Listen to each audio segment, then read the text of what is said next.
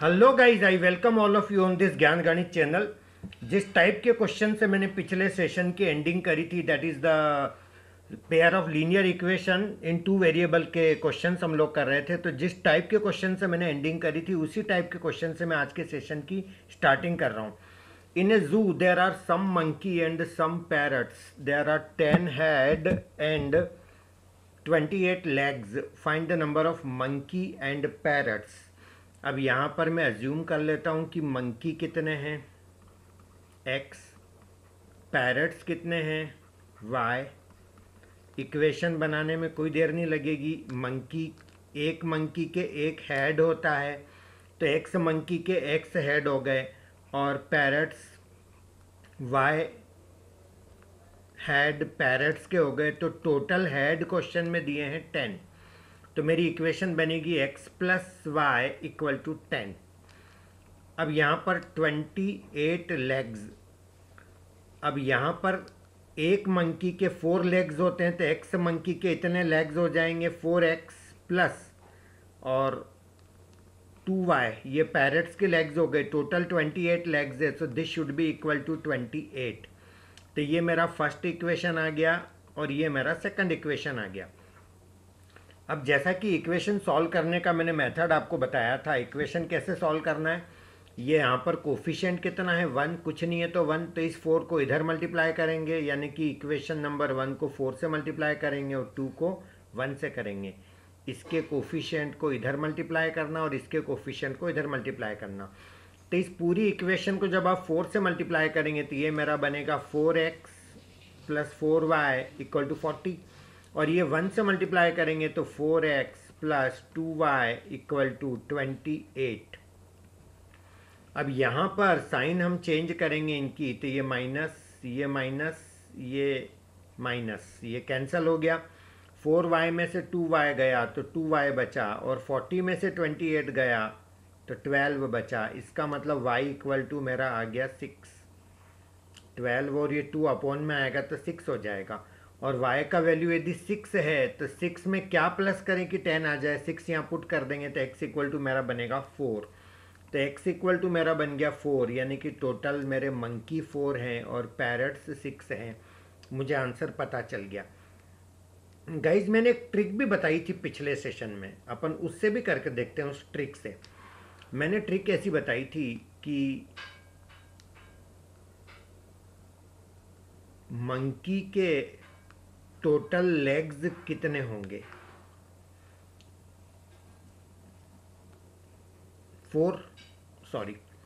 28 legs total हैं। 28 legs total हैं और टोटल एनिमल कितने हैं, 10। तो यदि मैं 10 से डिवाइड करता हूं तो एवरेज मेरे लेग्स आ गए 2.8। Is that clear guys? I repeat, total legs हैं 28 और वो 10 एनिमल के हैं, तो एवरेज की मैं बात करूं तो दिस अपॉन दिस, यानी 2.8 मेरा एवरेज लेग्स आ गए। अच्छा, मंकी के लेग्स होते हैं 4, पैरट्स के होते हैं 2, और इन दोनों का एवरेज नंबर है 2.8।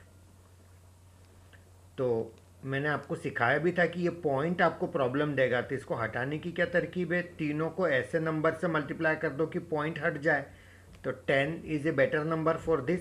तो यहाँ 10 से मल्टीप्लाई करूँगा तो 40, यहाँ 10 से मल्टीप्लाई करूँगा तो 20, यहाँ 10 से मल्टीप्लाई करूँगा तो 28। बस इन दोनों का डिफरेंस यहाँ लिख दो। डिफरेंस यानी बड़े में से छोटा माइनस करो, 28 माइनस 28, इन दोनों का डिफरेंस यहाँ लिख दो। तो रेशो क्या आ गया मेरा, 8:12 है ना। 8 और 12 का रेशो है, तो 8:12 को और सिंप्लीफाई करके लिखेंगे तो आधा करो तो 4 और ये 6। 4:6 का रेशो आ गया। अच्छा, टोटल एनिमल कितने थे, 10। तो पक्का हो गया कि ये 4 है और ये 6 है, तो ये आंसर आ गया हमारा, क्योंकि 6 और 4 का टोटल मेरा 10 है। एनीवे, जिनको ये समझ आया हो, ये कॉम्पिटिटिव एग्जाम में इस तरह के फंडे हम लोग बताते हैं, स्कूल के एग्जाम में ये सब मत बताना प्लीज़। तो यहाँ पर ये जो मैंने मेथड सिखाई है, इस मेथड से आपको क्वेश्चन को सॉल्व करना है। ये आप सिंपलेस्ट भी करेंगे तो चलेगा। जैसे आप बोलेंगे कि सर ये हम तो और ज़्यादा कैंसिल करेंगे, 4 2 8, 4 3 12, तो रेशो क्या आ गया, 2:3। 2:3 के रेशो में डिवाइड करना है किसको, 10 एनिमल को। तो 10 2/5, 3 + 2 का टोटल इंटू 10, तो 5 2 ज़ा 2 2 ज़ा 4, और ये 4 है तो दूसरा ऑटोमेटिक 6 हो गया। तो एनीवे ये प्रॉब्लम सॉल्व हो रहा है। नेक्स्ट क्वेश्चन देखिएगा, इसके अंदर ये पहली इक्वेशन है मेरी, ये मेरी सेकंड इक्वेशन है। वही मैं एक टेक्निक लगा रहा हूँ, बिल्कुल सिंपल। ये वाले नंबर का इधर मल्टीप्लाई करना, ये वाले का इधर, यानी कि इधर √3 से मल्टीप्लाई करना है, इधर √2 से मल्टीप्लाई करना है। तो जब मैं इधर √3 से मल्टीप्लाई करूँगा तो ये मेरा √2 इंटू √3 √6 बनेगा, प्लस √3 इंटू √3 3 बनेगा, इज इक्वल टू 0। और √2 से इधर मल्टीप्लाई करेंगे तो √6x minus √16y equal to मेरा 0 बनेगा। तो यदि मैं इसको सिंप्लीफाई करता हूँ तो ये दोनों प्लस के हैं, तो यहाँ माइनस कर दूंगा तो ये मेरा कैंसिल हो जाएगा, यहाँ साइन चेंज होगा तो प्लस हो जाएगा। तो ये मेरा आ जाएगा 3y plus √16y is equal to 0। √16 4 होता है, so 3y plus 4y equal to 0, so 7y equal to 0। It implies that y equal to 0/7 यानी कि 0। तो यानी कि y का वैल्यू 0 आ गया, और y का वैल्यू 0 यहाँ पुट कर देंगे तो 0 इंटू एनीथिंग 0, तो ये आ जाएगा √2x इक्वल टू 0, तो x इक्वल टू 0/√2, तो फाइनली x का वैल्यू भी कितना आ गया, 0। तो गाइज ये दोनों आंसर आ गए, x equal to 0, y equal to 0। वैसे भी सोच के देखो, जब यहाँ दोनों जगह 0 है और यहाँ कोई नंबर है ही नहीं x और y के टर्म में, तो ये हो ही कैसे सकता है जब ये दोनों मेरे 0 होंगे। Is that clear? यदि मैं आपको बोलता हूँ कि 7x plus 3y equal to 0, और यहाँ मैं बोलता हूँ 5x minus 2y equal to 0, तब ये दोनों चीज़ 0 कैसे आ सकती है? सिंप्लीफाई भी करेंगे तो इधर तो 0 ही रहना, किसी से भी मल्टीप्लाई करो तो एक टर्म कैंसिल करोगे तो दूसरे टर्म का वैल्यू 0 में ही आना है। तो कुल मिला करके ये बात आपको समझ आई होगी। नेक्स्ट क्वेश्चन देखिएगा, the sum of digits of a 2 digit number is 12। एक काम करते हैं, लैंग्वेज प्रॉब्लम थोड़ी देर बाद डिस्कस करते हैं, पहले ये वाला ले लेते हैं जो बगैर लैंग्वेज के प्रॉब्लम है, पहले वो ले लेते हैं। ये 3/x plus 8/y equal to -1, ये जो होता है ना 3/x, क्या मैं इसको ऐसा लिख सकता हूँ 3 इंटू 1/x? एक ही बात है, ये भी 3/x है, तो इसको मैं ऐसा लिखता हूँ 3 into 1/x plus 8 into 1/y। Finally ये मेरा हो गया -1, और ये मेरा हो गया 1/x minus 2 into 1/y equal to मेरा हो गया 2। अब ये जो मेरी दो इक्वेशंस है, यहाँ पर 1/x को अपन कुछ अज्यूम कर लेते हैं थोड़ी देर के लिए, सपोज p, और 1/y को थोड़ी देर के लिए अज्यूम कर लेते हैं q। तो मेरी इक्वेशन बनेगी 3p plus 8q equal to -1, और दूसरी इक्वेशन बनेगी p minus 2q equal to 2। तो ये मेरी दो इक्वेशन बन गई। अब ये इक्वेशन नंबर 1, ये इक्वेशन नंबर 2। अब ये नॉर्मल क्वेश्चन जैसा दिखने लग गया।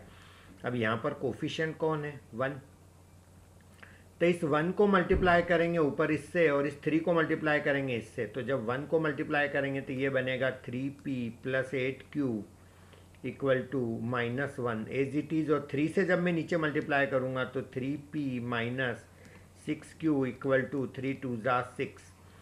तो ये मेरा plus plus minus then plus then minus, तो ये मेरा कैंसिल हो गया। तो ये मेरा 14q इक्वल टू -7, तो q इक्वल टू आ जाएगा -7/14 यानी कि -1/2। तो q का वैल्यू -1/2 आ गया, और q का वैल्यू मैं पुट करूँगा किसी एक जगह तो p का वैल्यू आ जाएगा।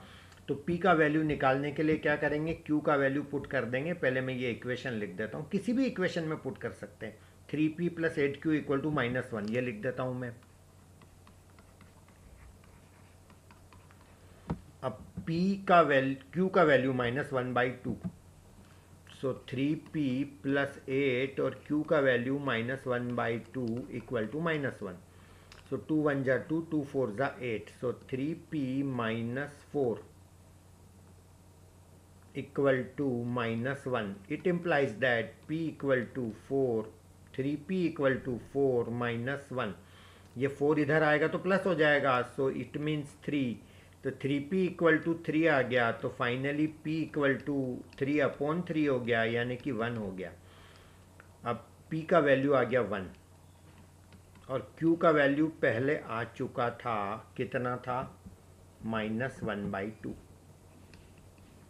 अब आप याद करिए p कौन था, किसको p एज्यूम कर रखा था अपन ने, 1/x को। तो वापस से रिस्पेक्टफुली इसका वैल्यू पुट कर देते हैं 1/x, और q कौन था 1/y इक्वल टू -1/2।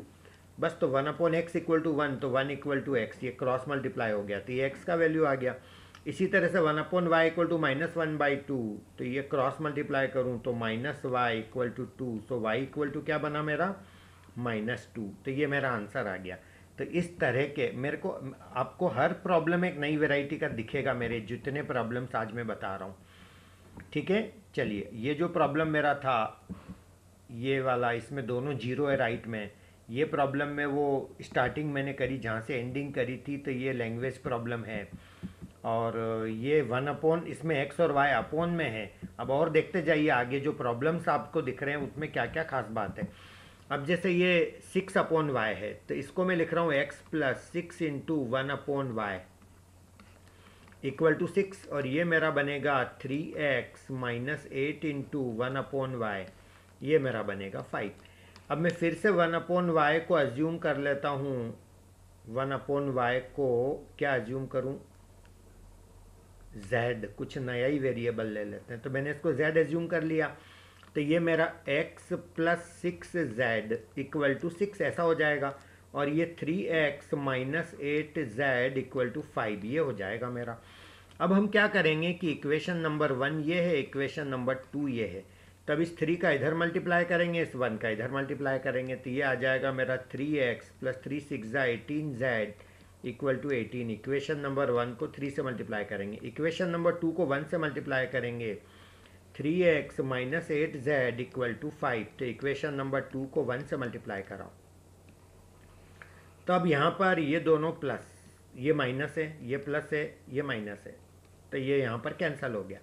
18z और 8z 26z equal to 18 minus 5 13, तो ये मेरा z इक्वल टू हो जाएगा 13/26 यानी कि 1/2।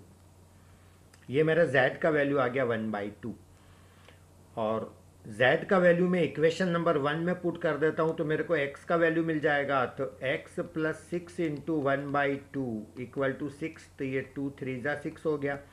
तो x प्लस 3 इक्वल टू 6, तो x इक्वल टू 6 माइनस 3 3 आ जाएगा। तो ये मेरा x आ गया, ये मेरा z आ गया गाइस। लेकिन क्वेश्चन में z नहीं था, मैंने z किसको अज्यूम कर रखा 1/y।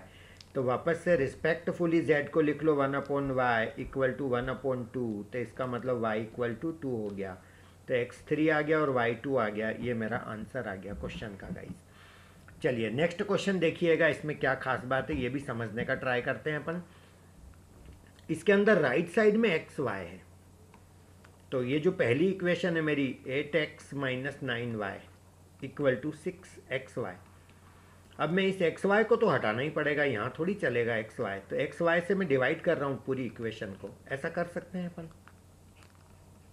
तो जब मैं डिवाइड करूँगा xy से तो ये कैंसिल हो जाएगा, यहाँ पे y कैंसिल हो जाएगा, यहाँ पर x कैंसिल हो जाएगा, तो बचा क्या 8/y minus 9/x equal to 6। Is that clear? तो ये मेरी एक इक्वेशन मुझे मिल गई। इसी तरह से ये सेकंड इक्वेशन में लेके चलता हूँ, इसके अंदर मेरा है 10x plus 6y equal to 19xy। फिर से xy से डिवाइड करेंगे, तो ये xy, यहाँ पर xy, तो ये xy से xy कैंसल, y से y कैंसल, x से x कैंसल, तो ये आ जाएगा 10/y plus 6/x equal to 19। ये मेरी एक इक्वेशन और बन गई। अब इन दोनों इक्वेशन को पहले अपन क्या करें, सिस्टमेटिक लिख लेते हैं। जैसे ये 6/x है, तब बार बार 6 इंटू 1/x नहीं लिखूंगा मैं, यहाँ डायरेक्ट लिख देता हूँ 1/x को मैं एज्यूम कर रहा हूँ p, और 1/y को मैं एज्यूम कर रहा हूँ q।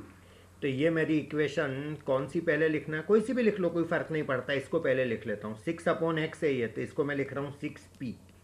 ये 10/y है, तो ये हो जाएगा 10q, क्योंकि 1/y मेरा q है, इक्वल टू 19। ये मेरी पहली इक्वेशन बनी। ये x वाला पहले लिखा करो टर्म, तो ये माइनस 9/x है, तो ये हो जाएगा मेरा माइनस 9p, और ये 8/y है, तो 8q, और इक्वल टू मेरा बनेगा 6। तो ये मेरी दो इक्वेशन बन गई। अब इन दोनों इक्वेशन को मेरे को सिंप्लीफाई करना है, तो इस 9 को मल्टीप्लाई करेंगे ऊपर वाले इक्वेशन में और इस 6 को मल्टीप्लाई करेंगे नीचे वाली इक्वेशन से। तो जब मैं 9 को ऊपर मल्टीप्लाई करूंगा तो ये मेरा बनेगा 54p प्लस 90q। 9 से मल्टीप्लाई कर रहा हूं मैं ऊपर, 9 6 जा 54, 9 10 जा 90 और 19 9 जा 181। इसी तरह से यहाँ मैं 6 से इंटू करूँगा तो माइनस 54p और यहाँ पर 6 8 जा 48 और यहाँ आ जाएगा 6 6 जा 36, 6 8 जा 48, 6 6 जा 36। तो ये मेरी इक्वेशन बन गई सेकंड वाली। अब हम क्या करेंगे कि ये आपका पॉजिटिव है, ये नेगेटिव है, तो ये मेरा कैंसिल हो गया। यहाँ साइन चेंज ही मत करना क्योंकि वैसे ही कैंसिल हो रहे हैं, चेंज ही इसलिए करते हैं कि कैंसिल हो जाए। यहाँ एक प्लस का एक माइनस का तो कैंसिल हो गया। अब यहाँ पर 90 और 48 है ना, यहाँ माइनस तो है ही नहीं, यहाँ पे प्लस ही करना दोनों का। तो ये 8 138q इक्वल टू, इन दोनों को भी ऐड करेंगे तो 6 + 1 7, ये 217 आ गया। तो q का वैल्यू मेरा आया 217 डिवाइडेड बाय 138। अब ये नंबर किस चीज से कैंसल होंगे? कोई नंबर है जिससे ये कैंसल हो रहे हो? 13 से नहीं, 7 से चेक कर लेते हैं। ये ऊपर वाला तो हो जाएगा,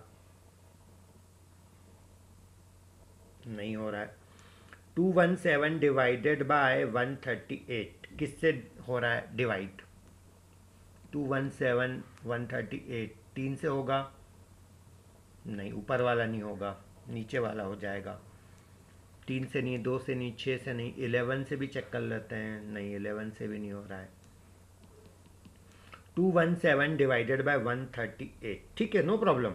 यदि ये डिवाइड नहीं भी हो रहा है तो इसे एज इट इज आप छोड़ सकते हैं। अब Q का वैल्यू हमको पता चल गया, तो Q का वैल्यू हमको पता चल गया तो वो पुट करेंगे तो किसका वैल्यू आ जाएगा?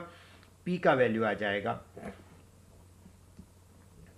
चलिए, क्वेश्चन में कहीं कोई एरर नहीं हो, बस ये चेक कर लेना क्योंकि मुझे ऐसा लग रहा है कि ये कैंसिल हो जाना था। Anyway, just a minute.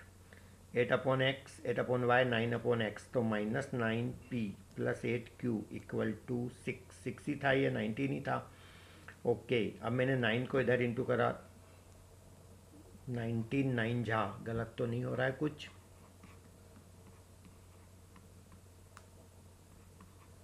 O 171, yes yes yes, मैंने लिख दिया 181, तो ये 171, यस यस यस। और ये मेरा टोटल करूंगा मैं तो कितना बनेगा मेरा? 207। ये 207 आएगा मेरा 217 के बजाय। तो यहाँ पर अब देखते हैं अपन कि ये किससे कैंसिल हो रहे हैं। अब देखते हैं अपन, 3 से ऊपर नीचे दोनों कैंसिल हो रहे हैं, तो 3 से कैंसिल कर लीजिए। 3 6 जा 18, 2 बचा 27, 3 9 जा 27, 3 4 जा 12, 1 8, 3 6 जा 18। 23 से दोनों कैंसिल हो रहे हैं, 23 3 जा 23 2 जा, तो Q का वैल्यू आ गया 3/2। अब ये Q का वैल्यू मैं पुट कर दूंगा किसी एक इक्वेशन में, तो ये मेरी किस में पुट करें? इसमें कर लेते हैं। बहुत सिंपल सी इक्वेशन है। 6p + 10q equal to 19। 6p + 10q, q कितना आया? 3/2 इक्वल टू 19। तो ये 2 से कैंसिल होगा, 5 5 3 जा 15, तो 6p + 15 इक्वल टू 19, तो 6p इक्वल टू 4, तो p इक्वल टू आ गया 4/6 यानी कि 2/3। तो ये मेरा p का वैल्यू आ गया, ये मेरा q का वैल्यू आ गया। ये 2/3 हो गया, ये मेरा 3/2 हो गया। अब पूछा किसका वैल्यू था? x और y का वैल्यू चाहिए अपने को, तो 1/x इक्वल टू p। तो p का वैल्यू वापस रेस्पेक्टफुली 1/x इक्वल टू 2/3, तो इसका मतलब x उल्टा हो जाएगा 3/2। कैसे भी करके देख लो। और ये q मेरा 3/2 है, तो q फाइनली क्या था? 1/y इक्वल टू 3/2, तो y इक्वल टू उल्टा हो जाएगा 2/3। तो ये मेरे दोनों x और y के वैल्यू पता चल गए। नेक्स्ट क्वेश्चन देखिएगा guys, solve the following pair of equations. अब इसके अंदर देखिए, ये आपका 5 अपॉन एक्स माइनस वन, तो इसको ऐसा लिख सकते हैं 5 into 1 upon x minus one. तो ये जो 1 अपॉन एक्स माइनस वन है इसको मैं डायरेक्ट लिख सकता हूँ p यहाँ पर। तो ये मेरी इक्वेशन बनेगी यहाँ पर 5p प्लस क्यू, और 1 upon y, 1 upon x minus one को मैं p अज्यूम कर रहा हूँ, और 1 अपॉन वाई माइनस टू को मैं q अज्यूम कर रहा हूँ। तो 5p plus q equal to मेरा आ गया 2, और 6p minus 3q equal to मेरा आ गया 1। अब ये नॉर्मल इक्वेशन जैसी इक्वेशन लग रही है। अब इनको अपने को सिंप्लीफाई करना है, तो क्या करें, कैसे करें। अब ये 6 का इधर मल्टीप्लाई करेंगे पहली इक्वेशन में 6 से, और दूसरी इक्वेशन को 5 से मल्टीप्लाई करेंगे। मैं बार बार पैटर्न नहीं चेंज कर रहा हूँ, जैसा मैंने सिखाया मैं वैसा ही बता रहा हूँ। तो ये 6 से मल्टीप्लाई करेंगे तो 6 इधर 6 से, तो 6 5 जा 30p plus 6q equal to 12, और इधर 5 से मल्टीप्लाई करेंगे तो 30p minus 15q equal to 5। तो ये मेरा, यदि मैं इसको सॉल्व करता हूँ तो ये प्लस प्लस माइनस, ये मेरा कैंसिल हो गया, ये मेरा प्लस, तो 21q इक्वल टू, ये मेरा सिंप्लीफाई करेंगे यहाँ भी तो माइनस होगा, तो ये मेरा आ जाएगा 7। तो गाइज मेरा q इक्वल टू बना 7 अपॉन 21, तो फाइनली बना मेरा 1/3। ये मेरा q का वैल्यू आ गया गाइज। अब q का वैल्यू मैं पुट करूँगा किसी एक इक्वेशन में तो मुझे p का वैल्यू मिलेगा, तो मैं इसके अंदर पुट कर रहा हूँ 5p plus q equal to 2, 5p plus q equal to 2, और q का वैल्यू मैं कितना लाया हूँ 1/3। सो 5p प्लस 1/3 इक्वल टू 2, तो 5p इक्वल टू बनेगा 2 माइनस 1/3, तो 5p इक्वल टू एलसीएम 3 2 जा 6 माइनस 1, तो फाइनली ये मेरा 5p इक्वल टू बना 5/3। 5 से 5 कैंसिल हो गया, तो p इक्वल टू मेरा बना 1/3। p आ गया और q आ चुका था 1/3, दोनों 1/3 आ गए, q भी 1/3, p भी 1/3। अब p कौन था, फिर रेस्पेक्टफुली उसका वैल्यू रखना 1 अपॉन एक्स माइनस वन, तो 1 अपॉन एक्स माइनस वन ये p था, इसका वैल्यू है 1/3। और q कौन था, q था मेरा 1 अपॉन वाई माइनस टू, तो 1 upon y minus two equal to 1/3। इससे मेरे को क्या मिलेगा, इससे मेरे को मिलेगा x minus one equal to 3, और इससे मुझे क्या मिलेगा y minus two equal to 3। तो यदि इस -1 को मैं इधर ले जाऊं तो x इक्वल टू क्या बना मेरा 4, और इस -2 को इधर ले जाऊं तो y इक्वल टू मेरा बना 5। तो फाइनली मेरे को आंसर मिल गया x equal to 4, y equal to 5। जरा सा भी आपको डाउट हो कि हमारा आंसर गलत तो नहीं है तो आप क्वेश्चन में पुट करके देख लो, x 4 और y 5। देखो जरा यहाँ x कितना आया था 4, y कितना आया है 5, इसमें पुट करके देखो 5 अपॉन x माइनस वन यानी कि 4 minus 1 3, plus 1 upon y minus to यानी 5 माइनस 2 3, तो एलसीएम 3, 5 प्लस 1 6 अपॉन 3 कितना 2 आ तो गया, ये इसको भी सेटिस्फाई करेगा, तो we can check it this way. चलिए अगला क्वेश्चन देखिए, find the value of k for which the system has no solution. अब ये क्वेश्चन है और क्वेश्चन में बोला है कि इस सिस्टम का कोई सॉल्यूशन नहीं होना चाहिए। अब नो सॉल्यूशन की क्या कंडीशन बताई थी, नो सॉल्यूशन कब होता है, कोई सॉल्यूशन नहीं आता है, कब, जब लाइंस पैरेलल होती है, क्योंकि जब इंटरसेक्ट करती है तो सॉल्यूशन आता है, और आइडेंटिकल होती है तो भी इनफाइनाइट सॉल्यूशन आते हैं। तो सॉल्यूशन कब नहीं आएगा, जब लाइन पैरेलल होगी, और लाइन पैरेलल होने की ये कंडीशन थी a1 upon a2 equal to b1 upon b2 and not equal to c1 upon c2, ये कंडीशन थी। अब a1 मतलब इस x का कोफिशिएंट 3, a2 मतलब यहाँ x का कोफिशिएंट k, b1 मतलब इस y का कोफिशिएंट -4, b2 मतलब इस y का coefficient 3, not equal to c1 upon c2 यानी कि 7 अपॉन -5। अब ये दोनों बराबर नहीं होने चाहिए, तो वैसे भी कौन सा ये बराबर दिख रहे हैं, नहीं है ना, ये दोनों बराबर होने चाहिए, बस तो मेरा काम हो जाएगा इससे। इसको क्रॉस मल्टीप्लाई कर लो तो -4k that is equal to 3 3 जा 9, तो k इक्वल टू आ गया 9/-4, दैट इज माई आंसर। यही तो चाहिए था मेरे को। चलिए आगे बढ़ते हैं। Find k if x plus 2y equal to 5 and 3x plus ky plus 15 equal to 0 has unique solution. ये मेरा ऐड करना रह गया, has unique solution. Unique solution का मतलब बस एक सॉल्यूशन आना चाहिए। तो बताओ k का वैल्यू कितना होगा।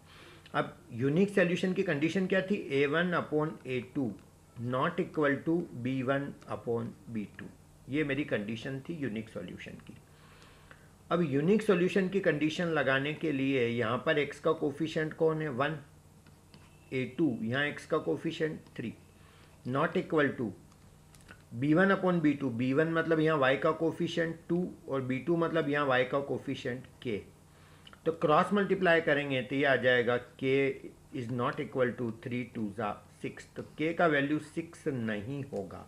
तो इसमें पूछा है k का वैल्यू क्या होगा, हमने उल्टा निकाल लिया क्या नहीं होगा। तो ठीक है ना, यानी 6 के अलावा सब चलेगा। तो except 6 all are acceptable answers. तो 6 नहीं होगा। Is that clear.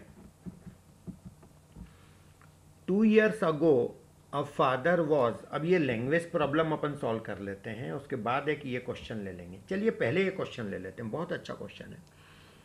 पूरा जमाना कहता है कि 2 वेरिएबल की इक्वेशन हो तो 2 इक्वेशन होनी चाहिए तब जाके आंसर आता है। ये कुछ ऐसा क्वेश्चन में लेके आया हूँ जो कॉम्पिटिटिव एग्जाम में ऐसे क्वेश्चन आते हैं जो जमाने से हट के चलते हैं। क्वेश्चन में इक्वेशन एक है लेकिन फिर भी आंसर आ रहे हैं एक्स और वाई के, और आएंगे, उन्होंने निकालने का बोला है क्योंकि कुछ हिडन कंडीशन से साथ में दे रखी है।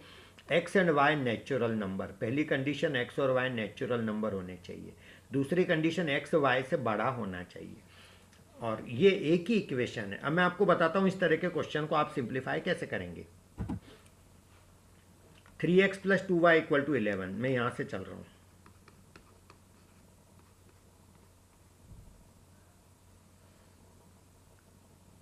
क्या मैं ऐसा बोल सकता हूं कि 3x equal to 11 minus 2y, इसको इधर ले लिया मैंने। इसी को मैं ऐसा भी बोल सकता हूं कि x equal to 11 minus 2y divided by 3। ये 3 जो मल्टीप्लिकेशन में वो इधर आएगा तो डिवाइड में हो जाएगा। अब अपन ट्राई करते हैं कि x के वैल्यू क्या क्या ला सकते हैं अपन, x के वैल्यू और y के वैल्यू। यदि मैं y का वैल्यू 1 लेने की सोचूं, उन्होंने बोला नेचुरल नंबर है तो मैं उससे बाहर तो जाऊंगा नहीं, तो स्टार्ट नेचुरल नंबर 1 से ही होता है।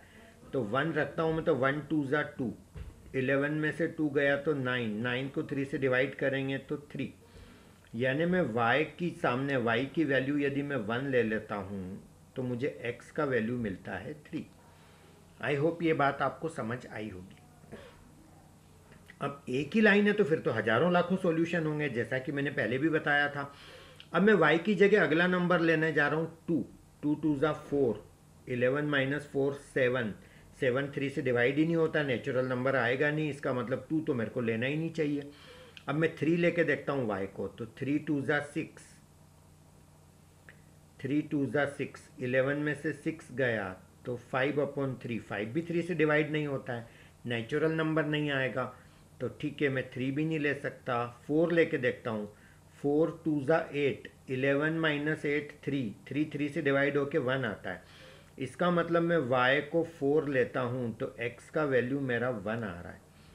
तो ठीक है, तो ये मेरे को एक आंसर और मिल गया। x 3 है तो y 1 होगा और x 1 है तो y 4 होगा। अब y का वैल्यू मैं अब क्या लूँ, अभी मैंने 4 लिया था, 5 लेके देखूँ तो 5 2 ज़ा 10, 1/3, ये तो फ्रैक्शन आ गया, नहीं चाहिए। 6 लेके देखता हूँ, 6 2 ज़ा 12, 11 माइनस 12, ये तो माइनस में आने लग जाएंगे, तो मेरे को तो वैसे भी नहीं चाहिए ऐसा आंसर क्योंकि नेचुरल नंबर चाहिए। तो गाइज अब तो मेरे को इधर आगे बढ़ना ही नहीं चाहिए। ठीक है, मैं अब कम वैल्यू रख के देखूँ क्या, y का वैल्यू में क्या रखूँ। मैंने स्टार्ट कहाँ से करा था, 1 से करा था, तो 1 से कम में क्या रखूँगा, 1 से कम तो अलाउ नहीं है, नेचुरल नंबर नहीं। तो गाइज मैंने इतनी मेहनत करी, कुल मिला के मैं ये 2 ही पेयर निकाल पाया, x3 तो y1, और x1 तो y4। लेकिन क्वेश्चन में एक शर्त और दे रखी है, x बड़ा होना चाहिए y से। तो इस केस में तो मेरा ये फेल हो गया, क्योंकि x छोटा है, ये x बड़ा है y से। तो बस पक्का हो गया, आंसर यही है, x equal to 3, y equal to 1। तो ये ऐसे भी कुछ क्वेश्चन आते हैं जहाँ पर कुछ शर्तें साथ में होती है, उन शर्तों को यूज़ करके आंसर निकाले जा सकते हैं। चलिए अब बचे कौन से क्वेश्चन, ये लैंग्वेज प्रॉब्लम सॉल्व करते हैं अपन। 2 years ago, a father was 5 times as old as his son. 2 years later, his age will be 8 more than 3 times the age of his son. Find the present ages of both. तो father और son की present as निकालनी है।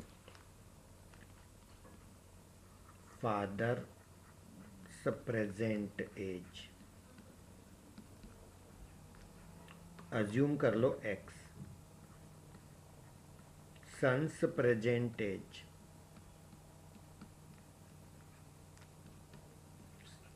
Father की present age मैंने x assume कर लिया और सन की प्रेजेंट एज मैंने y अज्यूम कर लिया। फादर वॉज, देखो 2 years अगो मतलब 2 साल पहले की बात है, तो इक्वेशन ऐसे बनाया करो, फादर की एज लिख लो x, बेटे की एज लिख लो y, और 2 साल पहले की बात है ना, तो दोनों में पहले 2 माइनस कर लो, तो यानी हम 2 साल पीछे चले गए।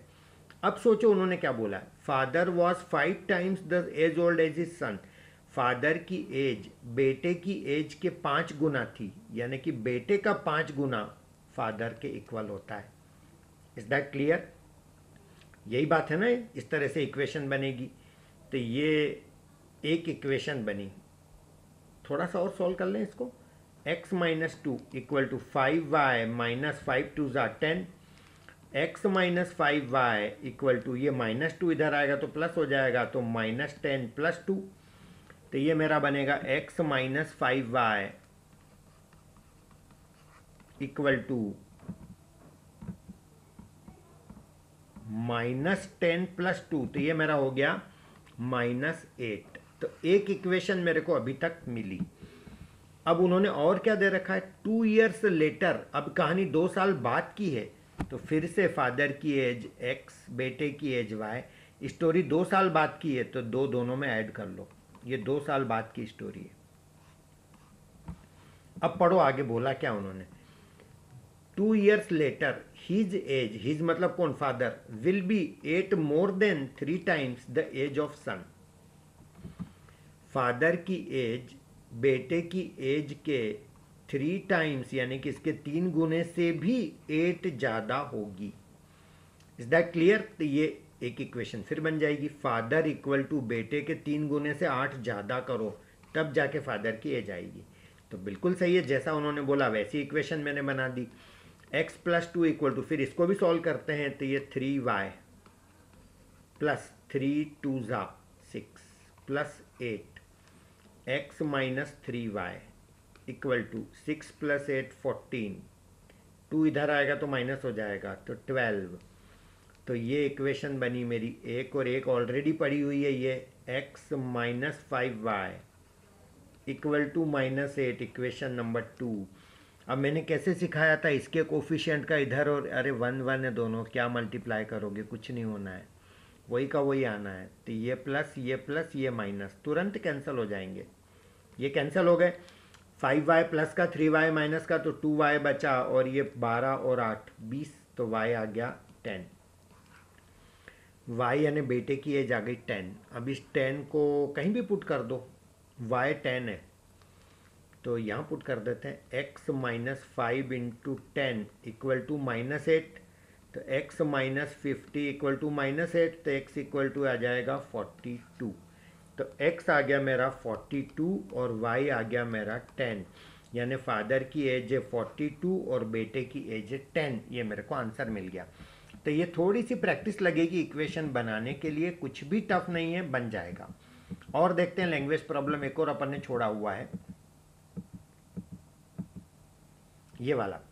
The sum of digits of a 2 digit number is 12। एक 2 डिजिट नंबर के डिजिट का सम 12 है। 2 डिजिट का नंबर, 2 डिजिट के नंबर जानते हो कैसे होते हैं, मालूम है आपको? जैसे 36, तो ये 2 डिजिट का नंबर है ऐसा। अब एक बात और मैं आपको यहाँ पे बताना चाहूँगा, क्या हम 36 को ऐसा लिख सकते हैं 3 इंटू 10 प्लस 6? ये 6 है, 1th प्लेस है तो 1 से इंटू हो रहा है, यानी करो ही मत इंटू, और ये 10th प्लेस है तो 10 से इंटू हो रहा है, तो किसी नंबर को ऐसा भी लिख सकते हैं। तो मैं मेरा नंबर एज्यूम कर लेता हूँ, उसके डिजिट है x और y। तो क्वेश्चन में बोला है कि sum of the digits of a 2 digit number is 12, यानी कि x और y का जो टोटल है, डिजिट का टोटल, वो मेरा 12 है। तो ये मेरी एक इक्वेशन बन गई। अब उन्होंने बोला the number obtained by interchanging it's digits exceed the given number by 18, find the number. ठीक है, अब उन्होंने बोला कि डिजिट को मैं इंटरचेंज कर दूं, जैसे एक्स वाई को वाई एक्स कर दूं, ये मैं इधर लिख देता हूं,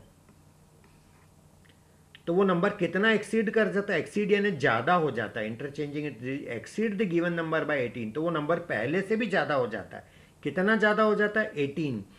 तो मैं यहाँ पर देखो गाइस, नंबर को जैसे मैंने 36 को ऐसे लिखा था, वैसे मैं इस नंबर के रिवर्स को ऐसा लिख रहा हूँ, 10 इंटू वाई प्लस एक्स, और जो मेरा नंबर ओरिजिनल था वो ये था एक्स वाई। 36 का मतलब ऐसा थोड़ी ना होता है 3 इंटू 6, एक्स वाई का मतलब तो एक्स इंटू वाई होता है, तो ऐसा तो लिख नहीं सकते इसको, तो इसको भी लिखेंगे 10x प्लस वाई, और इन दोनों का जो डिफरेंस है वो है 18। यही तो इस क्वेश्चन की लैंग्वेज में बोला है, एक्सीड यानी ज़्यादा है। फिर इसको भी सॉल्व करेंगे तो ये 10y plus x minus 10x minus y, sign change हो जाएंगे, इक्वल टू 18। तो x में से गया 10x, तो क्या बचेगा माइनस 9x, और 10y में से y गया तो क्या बनेगा प्लस 9y इक्वल टू 18।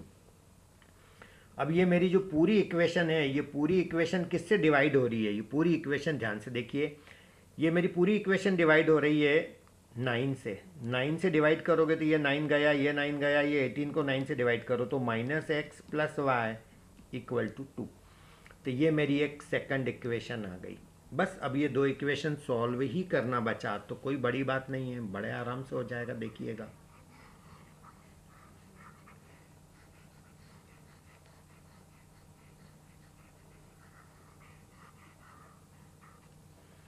अब ये जो मेरी पहली इक्वेशन है x plus y equal to 12, और ये है minus x plus y equal to 2, तो ये मेरा कैंसिल हो गया, तो 2y इक्वल टू 14, तो y इक्वल टू 7। तो ये 7 प्लस एक्स 12 है, तो x इक्वल टू आ जाएगा मेरा 5, तो ये मेरा 5, ये मेरा 7, तो मेरा नंबर क्या बना guys? 57। That is my answer. यही था ना अपना ओरिजिनल नंबर 57, ये 5 और ये 7, तो नंबर बना 57। तो इस तरह से अपन क्वेश्चंस को सिंप्लीफाई कर सकते हैं, और कोई क्वेश्चन तो नहीं रह गया, एक बार चेक कर लेते हैं। ये हो गया, ये हो गया, ये हो गया, ये हो गया गाइस, ये हो गया, ये भी हो गया, बिल्कुल ठीक, ये भी सॉल्व हो गया, ये भी सॉल्व हो गया, यस गाइस, ये भी हो गया। चलिए guys, thank you so much. Channel पे बने रहिएगा, चैनल को सब्सक्राइब करिएगा। Have a nice day.